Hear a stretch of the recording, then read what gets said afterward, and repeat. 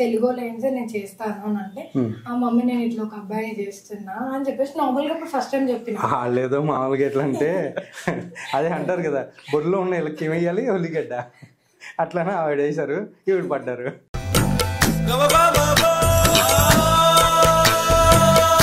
ప్రేమ కలగడానికి ఏం నచ్చిందండి ఆయనలో మీకు?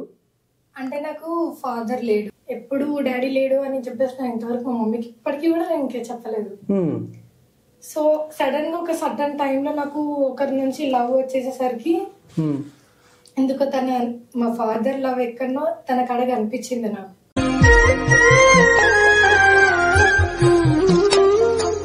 వదిలేమంటున్నారు, బట్ ఆయన ఏమనొద్దు అని నేను అంటున్నాను, అది వినట్లేరు వాళ్ళు. వినకపోయేసరికి నేను ఏం చేశాను, సడన్ గా మా అమ్మమ్మ ఇంట్లో బెడ్రూమ్కి వెళ్ళి లాక్ చేసుకుని హ్యాంగ్ చేసుకున్నా.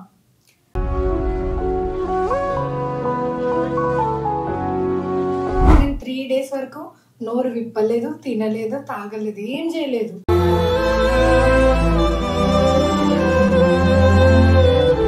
త్రీ డేస్ వరకు అంటే ఒక్కొక్క రోజు అనమాట. మా అత్త కొట్టింది, మా చిన్నత్త, మా మామ కొట్టాడు, మా పెద్దమ్మ కొట్టాడు.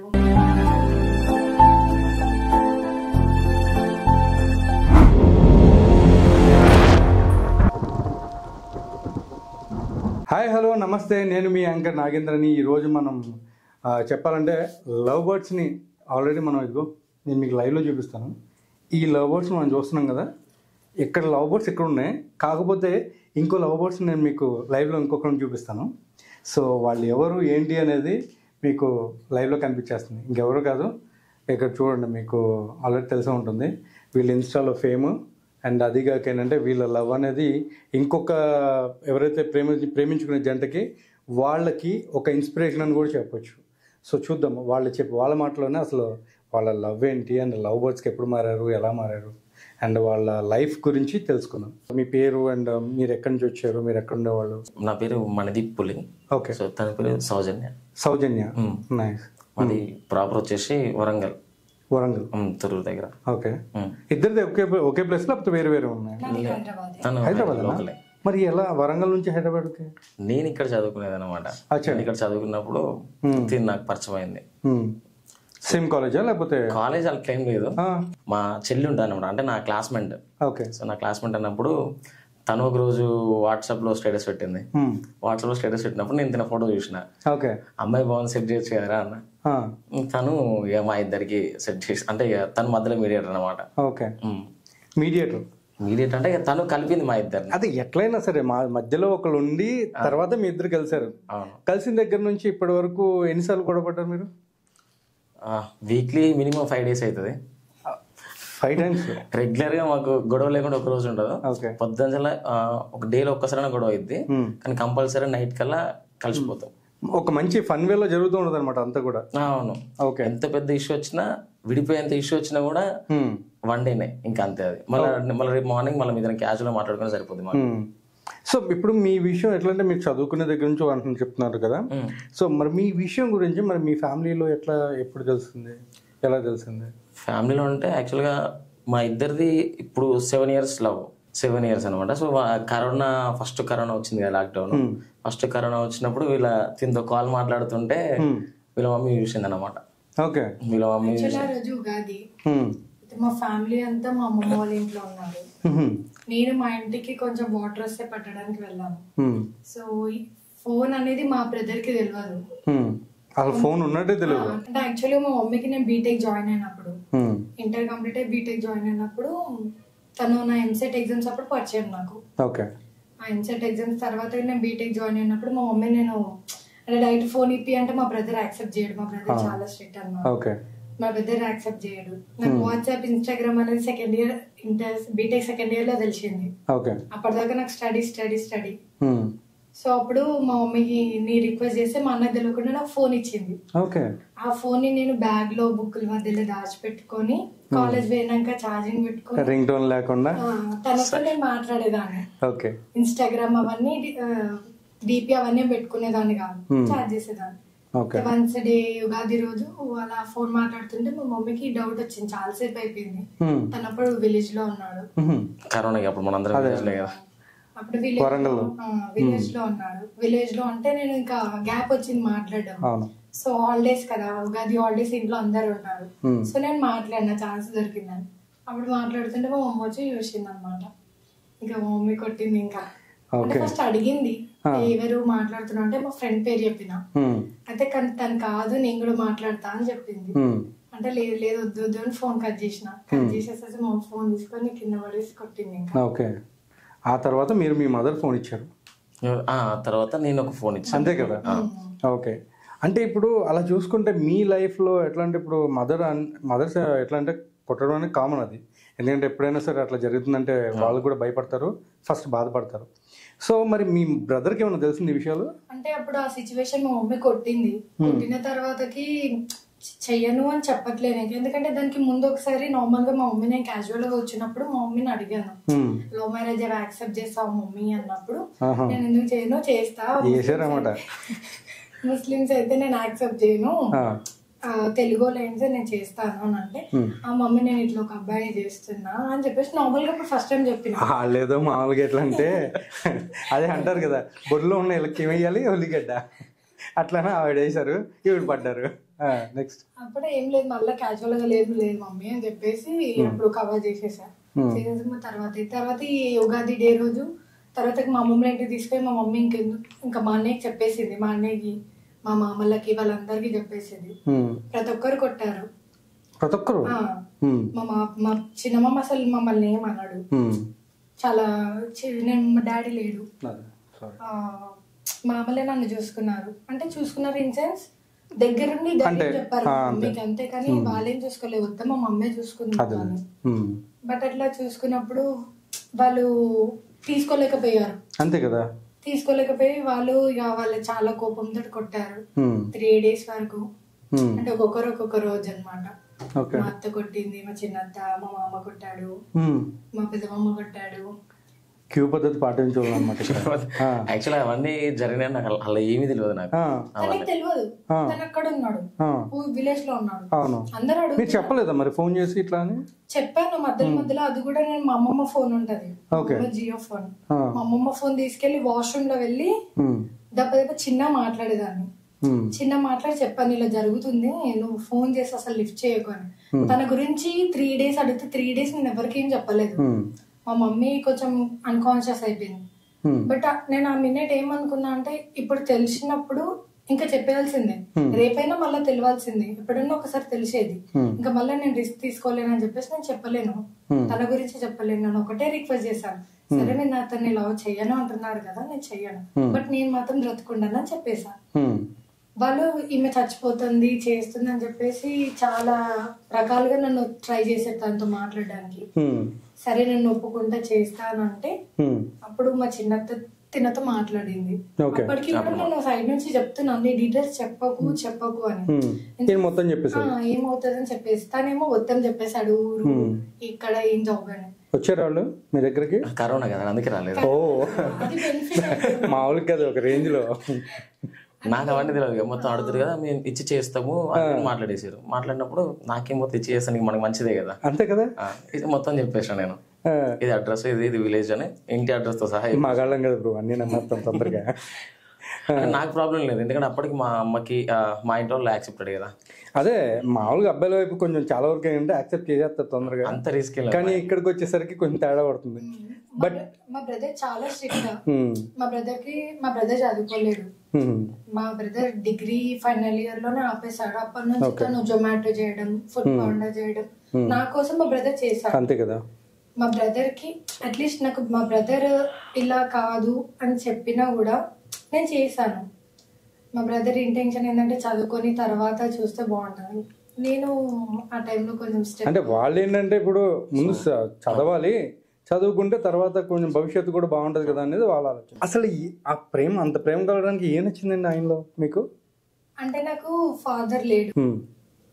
నేను చిన్న 5th class లో ఉన్నప్పుడే మా ఫాదర్ మమ్మల్ని వదిలేశాడు. ఆ డే నుంచి మా మమ్మీ మా అన్న చాలా చూసుకున్నారు. మా మమ్మీ ఎలా అంటే ఒక 5,000 rupees జాబ్ చేయడానికి వెళ్ళింది. ఆ మనీ 2,000 రెంట్ కట్టి, ఆ 3,000 కరెంట్ బిల్ పెట్టి, మళ్ళీ 1,000 rupees సరుకులు. మేము అప్పుడు దొడ్డు బియ్యం తినేవాడి. అప్పుడు మా మమ్మీ చిన్నప్పటి నుంచి ఇట్లా చేసుకుంటూ వచ్చింది. బట్ ఆ టైంలో ఒక సడన్ టైంలో మా మమ్మీ కంప్లీట్ గా జాబ్ కి అడిక్ట్ అయిపోయింది. నన్ను మా అమ్మమ్మ చూసుకునేది, మా అన్నయ్య ఫ్రెండ్స్ తో ఉండేవాళ్ళు. ఇంకా నేను లోన్లీ ఫీల్ అయ్యేదాన్ని. ఎప్పుడు డాడీ లేడు అని చెప్పేసి నేను ఇంతవరకు మా మమ్మీకి ఇప్పటికీ కూడా నేను ఇంకే చెప్పలేదు. సో సడన్ గా ఒక సడన్ టైంలో నాకు ఒకరి నుంచి లవ్ వచ్చేసేసరికి ఎందుకో మా ఫాదర్ లవ్ ఎక్కడనో తన కాడగా అనిపించింది నాకు. ఓకే. సో అట్లా ప్రేమగా మాట్లాడడం నైస్. సో ఆ విధంగా ఇంకా మీరు ఎక్కువగా అటాచ్ అయిపోయారు, ఎందుకంటే మీకు ఆ ప్రేమ దూరమైంది కాబట్టి. నైస్ అండి. ఇప్పుడు బ్రో మీరు ఇప్పుడు మీ సిస్టర్ ఎవరైతే ఉన్నారో ఆవిడ అటాచ్ చేయడం వల్ల మీరు అటాచ్ అయ్యాను అన్నారు. సో అదే ప్రేమని మీకు ఆవిడ మీద ఎలా కలిగింది? తిన మీద యాక్చువల్గా అది చెప్పనా? నిజం బ్రో. యాక్చువల్గా ఏంటంటే ఇప్పుడు ఇంత సిన్సియర్గా తినని విడిచిపెట్టి నేను ఇప్పుడు ఉండలేను. మాకు ఇంత కూడా వచ్చి ఇద్దరం విడిచిపెట్టి ఉండలేము అసలు.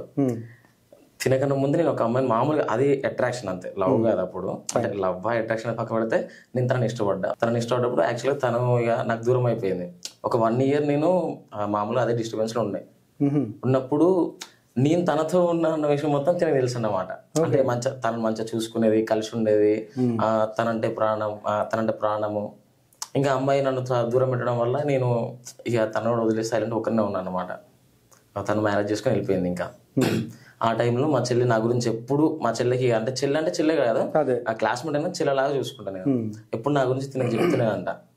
సో నేను జస్ట్ క్యాజువల్గా ఒక వాట్సాప్ మెసేజ్, అమ్మాయి బాగుంది సెట్ చేయొచ్చు కదా అని మెసేజ్ పెట్టినా. తను సీరియస్ తీసుకుంది. అదే కొమ్మదీసి ఆ మెసేజ్ చూపించారా అండి? లేదు, చూపించేసింది డైరెక్ట్ పోయి. లేదు, చెప్పింది తను. అప్పుడు నేను ఫుల్ స్టడీస్ అడిక్ట్ అనమాట. చదువు, ఇంటికి వచ్చి మమ్మీకి ఏమైనా హెల్ప్ చేయడం, పడుకోవడం, మళ్ళా చదువుకోవడం, ఇదే నా రొటీన్ అయిపోతుండే డైలీ. ఆ టైంలో అప్పుడు సెకండ్ ఇయర్ ఎగ్జామ్స్ అయిపోయినాయి, నీట్ కి ప్రిపేర్ అవుతున్నాం. ఎంసెట్ నీట్ కి ప్రిపేర్ అవుతున్నప్పుడు ఇది తెలిసిందనమాట. నాకు ఇంట్రెస్ట్ లేదు, అవన్నీ నాకు సెట్ అవ్వదు అని చెప్పేసి మా అన్న ఒప్పుకోడు. ఫస్ట్ నాకు చాలా భయం మా అన్న అంటే, ఒప్పుకోడు అది అని చెప్పినా కూడా తను ఏం కాదు, నీకు ఒక మంచి లైఫ్ ఉంటది, తను మంచోడు, నిన్ను పెళ్లి చేసుకుంటాడు. కంప్లీట్ గా నాకు ఫ్రెండ్స్ తోటి ఉండే ఫ్రీడమ్ కూడా నాకు మా అన్నయ్య ఇవ్వలేడు. మా ఫ్రెండ్స్ కూడా మా అన్నయ్య వస్తుండే అక్కడ ఉంటారు చాలా దూరంలో. చాలా భయం మా అన్నకి. అలా అనమాట. సో మా ఫ్రెండ్ కి నేను అలా చెప్తే, లేదు నీ లైఫ్ బాగుంటది, చాలా మంచోడు, మంచిగా చూసుకుంటాడు, నువ్వు అంటున్నావు కదా తొందరనే పెళ్లి చేసుకుంటాడు అని చెప్పేసి అన్నాడు. అంటే సర్లే నాకు కొంచెం టైం కావాలని చెప్పేసి March 13 or 14th రోజు తను చెప్పాడు. March 21st కేమో నేను ఓకే చెప్పాను. March 13 చెప్తే 21st కి పర్లేదు, మధ్యలో కొంచెం గ్యాప్ వచ్చినా 17th కాల్ మాట్లాడినాం. అంటే అది కాల్ కూడా నాకు తెలియదు. కాల్ కూడా ఎలా అంటే మా ఫ్రెండ్స్ నేను క్యాజువల్ గా డైలీ ఏం చదువుకోవాలి, ఇది చదువుకున్నాను నేను అప్డేట్ చేయడం అలా చేస్తుండే. సడన్ గా నాకు కాన్ఫరెన్స్ లో ఉన్నాడు. చెప్పలే, మనం మాట్లాడకు, నా గురించి మాట్లాడ ఏమంటదో అని చెప్పేసి మా చెల్లికి కాన్ఫరెన్స్ పెట్టామని చెప్పాను. నేను లైన్ లో ఉంది, నాకేం మాట్లాడాలి. అప్పటికే నేను మెల్లగా సైడ్ కి వచ్చి, మా మమ్మీ కూడా కొంచెం ఆ టైంలో స్ట్రిక్ట్ అనమాట. ఎవరు ఫోన్ చేసిందని మాట్లాడటం. మా అన్నయ్య అసలు ఇప్పుడు అర్థమైంది, రికార్డింగ్ ఉంటది అందులో, నేను ఎవరితో మాట్లాడుతున్నాం అన్ని వింటాను, అట్లా భయపెట్టించేవాడు. కానీ నాకు ఇప్పుడు అర్థమైంది అవన్నీ ఏమి ఉండవు, మనం పెట్టుకునే వారికి. అదే యాక్చువల్గా దీని మంచి బాగా చదువుతుంది అనమాట. 953 or 936 మార్క్స్ వచ్చినాయి ఇంటర్లో. 936 వచ్చినాయి ఇంటర్లో. బీటెక్ మొత్తం పోయి 100% నేను వచ్చిన తర్వాత వచ్చింది. లాక్డౌన్ తర్వాతకి ఆన్లైన్ క్లాసెస్ అయినాయి. ఆన్లైన్ క్లాసెస్ తర్వాత ఉగాదికి సెకండ్ ఇయర్ లో ఎండింగ్ లో ఉగాది వచ్చింది. అప్పుడు ఇంట్లో తెలిసింది. ఇంకా ఇంట్లో తెలిసిన తర్వాతకి అందరూ ఇంకా నేను చదివియము, ఇంకా నువ్వు వెళ్ళిపో అన్నట్టు కొన్ని బిహేవ్ చేశారు. అంటే వెళ్ళిపోమంటే, అంటే ఇప్పుడు మీరు అక్కడ నుంచి వాళ్ళు వెళ్ళిపోమంటే బయటకు వచ్చేసారా? తనతో పాటు నేనేం రాలేదు, తను అక్కడనే ఉన్నాడు. బట్ తనని సేవ్ చేయాలంటే నేను మా ఫ్యామిలీని అక్కడనే ఆపేసాను. తనని ఆల్రెడీ తన మీదకి ఏం రాలేదు, కంప్లీట్ గా నేనే టేక్ ఓవర్ చేసిన. కొట్టి అడిగారు, తన గురించి అడిగాడు, చేయను అని చెప్పని చాలా ఫోర్స్ చేశారు. నేను వినలేను, బికాస్ నాకు ఆయన కావాలి, వదిలేమంటున్నారు. బట్ ఆయన ఏమనొద్దు అని నేను అంటున్నాను, అది వినట్లేరు వాళ్ళు. వినకపోయేసరికి నేను ఏం చేశాను, సడన్ గా మా అమ్మమ్మ ఇంట్లో బెడ్రూమ్కి వెళ్ళి లాక్ చేసుకుని హ్యాంగ్ చేసుకున్నా. ఓకే. హ్యాంగ్ చేసుకుంటే మా అత్త, మా అమ్మమ్మ వీళ్ళందరూ, మా అన్నయ్య డోర్ బ్రేక్ చేశారు. కాలేదు, అప్పటికే బ్రేక్ చేశారు, వచ్చేసింది. అప్పటికే ఇంకా కొట్టారు, దాని నుంచి తీసేసి ఇంకా కొట్టారు. ఇట్లా చేస్తావా అట్లా చేస్తావా. భయం ఉండదు కదా, మామూలు కాదు. ఒకవేళ సపోజ్ ఏమన్నా మరి ఆయన పరిస్థితి. అట్లా చేశారు. అలా చేసిన తర్వాతకి కూడా తన గురించి అడగడానికి చాలా ట్రై చేశారు. బట్ నేను 3 days వరకు నోరు విప్పలేదు, తినలేదు, తాగలేదు, ఏం చేయలేదు. 3 days తర్వాత మా పెద్ద అత్తయ్య వచ్చింది. మా పెద్ద అత్తయ్య వచ్చి కాదు, సెకండ్ డే రోజు మా మామయ్య వచ్చాడు. పెద్ద మామ వచ్చి ఫస్ట్ అడిగాడు. అడిగితే నేనేం చెప్పలేదు. అడిగాడు, నేనేం చెప్పలేదు. బెల్ట్ తీసుకున్నాడు, బెల్ట్ తీసుకొని కొట్టాడు, చాలా కొట్టాడు. తినకపోయినా సరే కొట్టాడు, చాలా కొట్టాడు. ఇంకా కొట్టొచ్చు. నేను ఒకటే డైలాగ్ చెప్పాను ఆ 5 days వరకు. నేను ఒకటే డైలాగ్, నన్ను ఏమన్నా చేయండి, తనని మాత్రం ఏమనకండి, తనని ఏమన్నా చేస్తే నేను చచ్చిపోతాను, ఒక మాట నేను చెప్పుకుంటూ వచ్చాను. ఈమె ఇంతగానం చచ్చిపోతా అంటుంది, ఇప్పుడు ఈమె ఇక్కడ ఏమైనా చచ్చిపోయింది అనుకో మా మీదకి వస్తుందని చెప్పేసి మా పెద్ద మామ, మా చిన్న మామ, ఇంకా మా అన్నయ్య, మా మమ్మీ వీళ్ళందరూ నన్ను పోలీస్ స్టేషన్ కి తీసుకెళ్లారు. Okay, next chasing police station, direct station. Okay, police station తీసుకెళ్లిన తర్వాతకి అక్కడ కానిస్టేబుల్, అప్పుడు లాక్డౌన్, కరోనా కర్ఫ్యూ 1 కాబట్టి బయట అందరు పోలీసులు ఉన్నారు. ఇంకా నా మొత్తం చూసి ఏమైంది, ఎందుకు ఏడుస్తుంది అంటే ఇట్లా చేసిందంటే తన ఇండస్ట్రీ, అప్పుడు ఇండస్ట్రీ వాళ్ళు ఇట్లా చేస్తారు, ఇట్లా అమ్మాయిలను మోసం చేస్తారు, మోడలింగ్ అని పేరుతో బ్లాక్ మెయిల్ చేసి సంథింగ్ చెప్పాడు. ఇంకా పోలీస్ ఆయన తను ఎంతన్నా చెప్పుకొని అడిగాడు, మీ మమ్మీ చూడు అని. అంటే మా మమ్మీని నేను ఏమనుకున్నా అంటే మా మమ్మీని నేను కన్విన్స్ చేయగలుగుతా, మా మమ్మీ నాకు ఆ ఫ్రీనెస్ ఇచ్చింది, నేను కన్విన్స్ చేయగలుగుతా అన్న నమ్మకంతో నాకు ఉండే. బట్ మా అన్నయ్య, మా మామూలు వీళ్ళందరూ చాలా బిహేవ్ చేశారు. బట్ ఇంకా నేను ఇంకా ఫిక్స్ అయిపోయినా, సరే పోలీస్ స్టేషన్ అయినా కాదు ఏం కాదు, అక్కడ నుంచి వెళ్ళిపోదామని డిసైడ్ అయినా. బట్ ఇంకా పోలీసు వాళ్ళు ఏమన్నారంటే, ఇంకా అంతగానో చెప్పినా కూడా ఈ అమ్మాయి ఇంటలేదు కదా, ఎన్నో పోలీస్ స్టేషన్కి వచ్చి కంప్లైంట్ ఇస్తున్నారు, ఇప్పుడు కావాలంటున్నారు, ఒక 6 నెలల తర్వాత విడిపోతామని వస్తున్నారు అని చెప్తే, నేను ఇంకా లేదు నేను తనే కావాలి నాకు అని చెప్పేసి అన్నా. తనే చెప్పారు, ఇంకా మా ఫ్యామిలీకి చెప్పారు, తనని ఏమనకండి, కొట్టకండి, మీ కొడితే మీ మీద కేసు వేస్తాము అని చెప్పేసి అన్నా. అంటే అప్పుడు వచ్చిన రీలేనా, డాడీ ఏదో కన్నా నువ్వు నన్ను కొట్టినా తిట్టినా అది రీసెంట్, అప్పటితోనే ఉంటాను. యాక్చువల్ మేము రీల్స్ చేయడానికి కూడా చాలా టైం తీసుకున్నాము. ఓకే, ఒకటి చెయ్యాలి అనుకుంటే 3 years మినిమం, 3 years తీసుకున్నాము చేయాలని.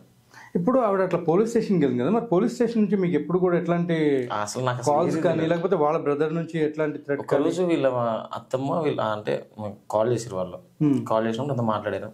ఎక్కడ ఉంటావు అంటే అన్నీ చెప్పినా, నేను చేసుకుంటావు అన్నారు, చేసుకుంటా అని చెప్పిన. ఎప్పుడు చేసుకుంటావు అన్నారు, ఎప్పుడు చేసుకుంటా అంటే నేను మాట్లాడతా, కొంచెం టైం పడుతుంది, కొంచెం లైఫ్లో సెటిల్ అవ్వాలి, సెటిల్ అయిన తర్వాత చేసుకుంటా అంటే, నమ్మకం ఏంటి, ప్రూఫ్ ఏంటి అన్నారు.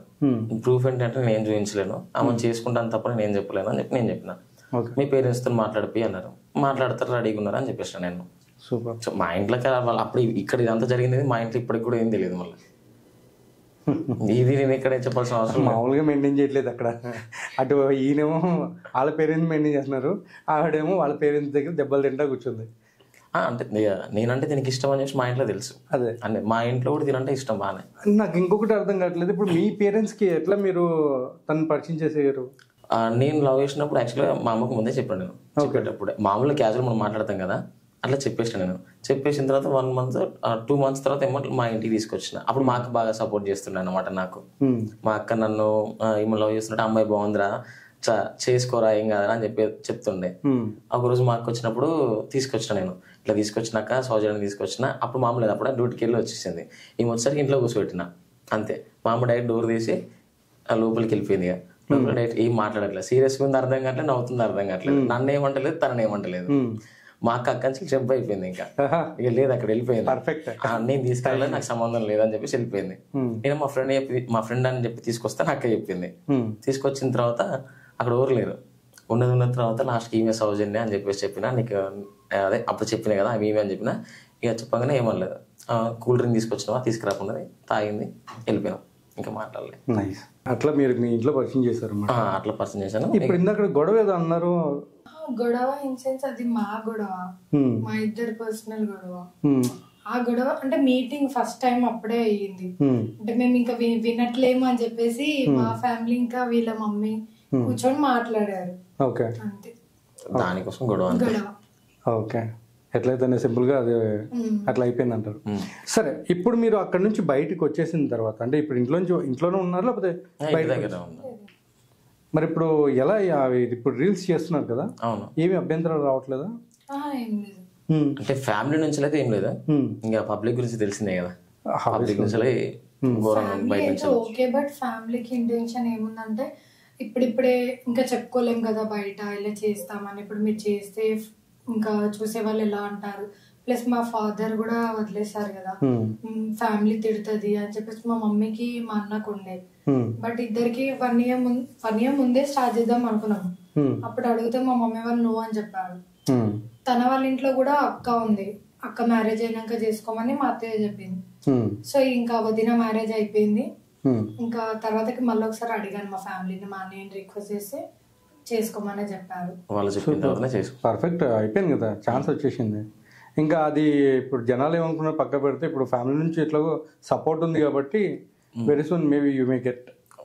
ఫ్యామిలీ నుంచి సపోర్ట్ ఉంది. బయటకు వెళ్తే ఏంటంటే డైరెక్ట్ మీకు మ్యారేజ్ అయిందా అంటారు, మాకు మ్యారేజ్ కాలేదంటే వాళ్ళు షాక్ అవుతారు ఇంకా అందరూ.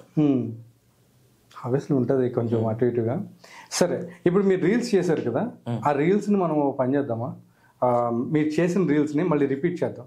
మన 7 సంవత్సరాల ప్రేమకి నువ్వు నాతో వేసి 7 అడుగులే సాక్ష్యం, నేను నీకు జీవితాంతం తోడుంటానని.